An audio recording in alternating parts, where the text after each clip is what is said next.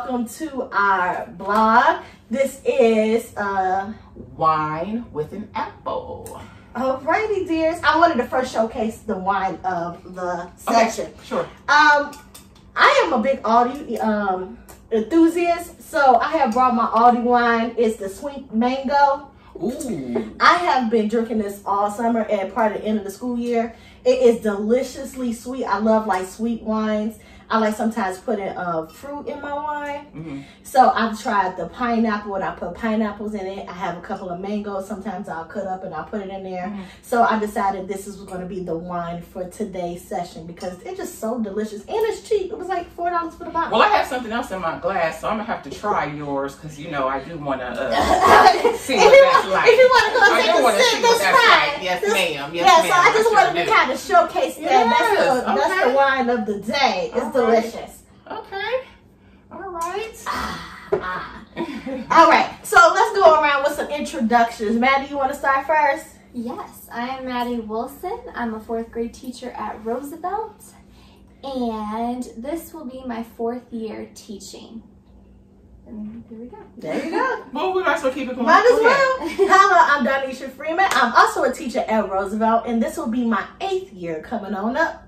Okay, and I'm Linda Keys. This will be my 10th year at Roosevelt, and you know, that's home. What do I say? Yeah, it's home. So we wanted to do a podcast for a while. We have been talking about just the different perspectives there are of teachers, how people perceive, you know, the educators today. Yes, and I don't feel like a teacher. You know, when we were growing up, we were kind of like, oh, those teachers are... They were put on a pedestal, right? They were the best of the best, yeah. Or they were the worst of the worst. Yeah. Or, you know, they were more than people. And we just wanted to do something just to let everybody know that teachers are more than our title. We are more than our profession. We are And people. I think that after this year of COVID, it kind of all came into light how teachers were perceived differently throughout the entire COVID experience. So it's just kind of, I feel like we really were like, we need to start talking about this because it is a deal. I agree. It really just kind of gave us some time to like do a lot of self-reflection, especially because we didn't have the kids in the classroom. For us, it was just kind of giving us time to like really think about what our position is in teaching. How does it look in a more social aspect and more in a global impact? So I definitely agree. So how did we all come into teaching? Does anyone want to start? Okay, I'll start. I've always wanted to teach. Like, I can't remember a time growing up that I did not want to teach. I thought, well, I was the oldest. I'm the oldest of everybody. I'm the oldest sister. I'm the oldest cousin. I'm just the oldest. So when I was growing up, my grandmother kept us, and I was always that helper with the little ones. So I just think that that was just my little niche. I wanted to be, you know, just to help them. So growing up, that was what I wanted to do. But then life happened. You know, life happened. So I have a daughter. She's 23, Laree, and I have a son, Lawson. He's 16. So in the midst of me becoming an adult, I had to work, and I worked for OSF Health Plans for over 16 years. Wow. Ended up supervising at Humana because they merged with OSF. So in the midst of that merger, we were, like I said, we were bought out, and so my department was phased out. I got a severance package, and I was like, you know, I always wanted to teach. This is the way I can finish my teaching degree, because how can you substitute teach? I mean, I'm sorry, how can you do your student teaching and work and live and raise children? So it was a blessing in disguise, honestly. So after my time with Humana was over, I finished up my teaching degree. A wonderful, wonderful lady kind of offered me a position where she was going to be the principal. I followed her, and I've been at Roosevelt ever since. Wow. It was late in life. I was 40, so it was late in life, but you know, hey, I did it. That's awesome. Well, for me, I got out of teaching right out of college. I was fortunate enough to have lots of teachers along the way that I just truly admire. I'm also the oldest out of 3 girls, so I always just remember playing school, writing out the dictionary. That's I always did stuff like that. I've always loved school. So I went to a college prep school in Chicago, and for our senior project, we had to do this project where we had to apply for scholarships. We had to apply for a couple of schools, all of those good stuff. I still wasn't sure about what I wanted to do per se, but I had to do it in order for a grade. And then my English teacher at the time, Miss Wormless, shout out to you, darling. She hooked me up onto this scholarship called Golden Apple. I applied for it. I got it, and it was a really wonderful teaching opportunity over the summer. They helped me work with different age groups since, I was in high school, and then just kind of rolled from there. So I was able to get a lot of teaching experience before I even went to Roosevelt. Went to Bradley, graduated, and Roosevelt was literally the first job that called me right out of school. Yeah. So I've been there ever since. Yeah. I say for me, I am not the oldest. I'm the youngest, but I had lots of nieces and nephews growing up. And I always knew that I wanted to work with kids. I just wasn't sure what I wanted to do with kids. But my grandma was a teacher, 4th grade teacher actually. Ooh, okay. I know. And I've always been told my whole life, I'm a lot like my grandma. I'm a lot like my grandma. So I was like, you know what? Let's try it. I got into school. I really liked it. I love learning and taking notes, which is really nerdy, but it's one of my I agree. I totally agree with that.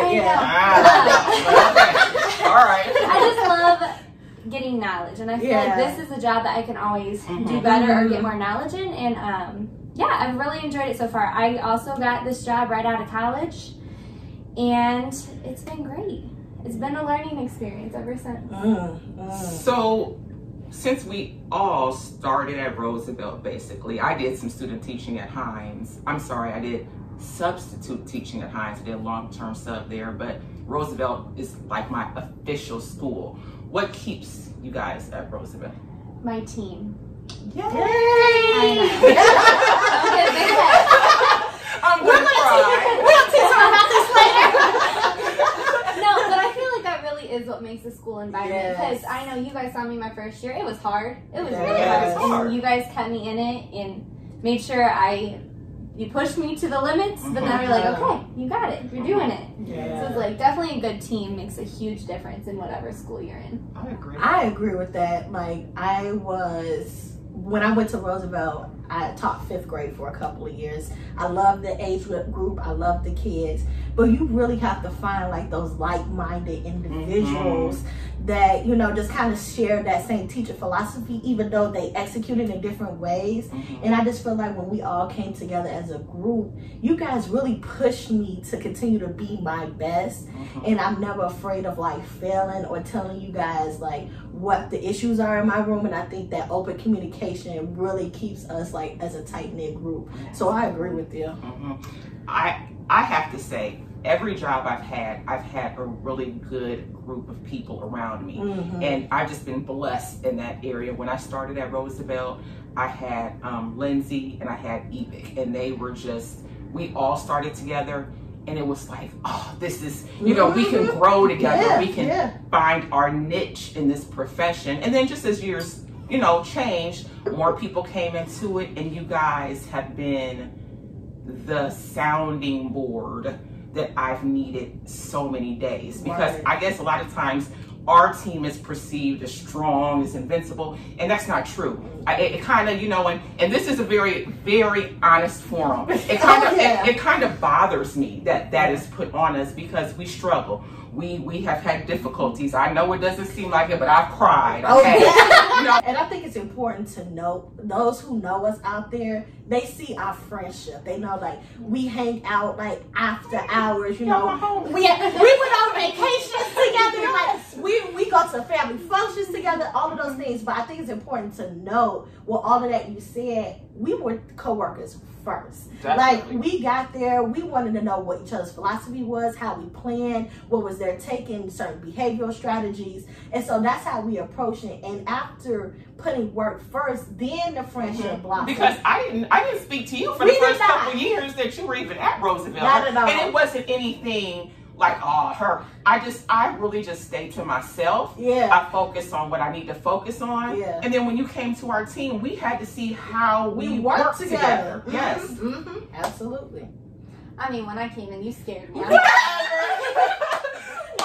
I am the nicest person in the world. That's so funny. You guys put me through the ringer. Mm-hmm. You're like, we're gonna let her fly on her own. But you You have have to. to. My thing is, you have to find your niche. The way I teach is not the way you teach, and the way I teach is not the way you teach. So we all have to give each other space to grow. And then when you started coming to us about strategies, then we knew like you was open to whatever we said, but we wasn't going to impart anything on you that you wasn't ready for. You have to figure it out yourself. It's kind of a hard truth, but it's the truth. It is. It's the truth. So basically, that's us in a nutshell. That's us. We just kind of wanted to give you insight into who we are as individuals, as well as who we are as a team of fourth grade teachers. This forum will offer a variety of topics. We want to discuss so much. I know one of the topics that I feel very strongly about are about difficult students. I have a son. My son was a very challenging young man. And I want to talk about some of those challenges that you guys as parents see with your children, and then having the faith and the trust to let them go into this school setting and hoping that a teacher will understand and let that student be who they are and grow, because that was hard for me. I'm teaching, dealing with challenging students, while I'm also in here dealing with what is going on with my baby. So that's a whole topic that I really want to get into and to hear like feedback from people who are listening or watching. I love that. For me, I want to talk about the community. Being in a community and knowing the community that you teach in is an integral part. So I just want to know how we can better service you as teachers, how we can better service you as a school. I believe that it's an equal partnership. We're all equal stakeholders in the child's education. So I just want to hear your comments, your concerns, your stories about how we can better service your children, because that's what we're here for. We're here for the community as a whole, not just teaching, but just the activities we may place, the programs we hold, anything that can help you and your family, the whole child, in this process. I mean, I agree with both of those things, and I also want some teachers on here, because some first-year teachers, because I feel like we all have some good advice on how to survive that first year, because you kind of feel like you're floating. I love that. And I'm going to say this. What teachers 20 and 30 years ago that we have today is social media. True. Yes. And so I'm loving all of the TikTok teachers out there sharing their hacks, sharing their Teacher pay teacher. Teacher pay teacher. Oh my goodness, Yes. thank you. Thank you. But all of those teachers who share their stories, their struggles, their hacks, like those are the people that are out there just like us. We're putting ourselves on this platform like, hey, this is what teaching looks like, the good, the bad, and the ugly. We're people, and you have to accept this is what I am. So I think that is another motivating factor to hopefully get people in there, because teaching is not just standing up at the board. It pulls on your creativity, it pulls on your people skills, it pulls on all of those talents you didn't even know was inside you to reach it. You're a nurse, counselor, treasurer, all of those good things, Yes, you know? you are. Absolutely, absolutely. So this is it. This is Wine with the Apple. We appreciate you spending your time and your day with us, and we'll see you in a week. And if you didn't finish your glass of wine, you know, hey. it's gone. Thank you for tuning in. That is. See ya. Bye.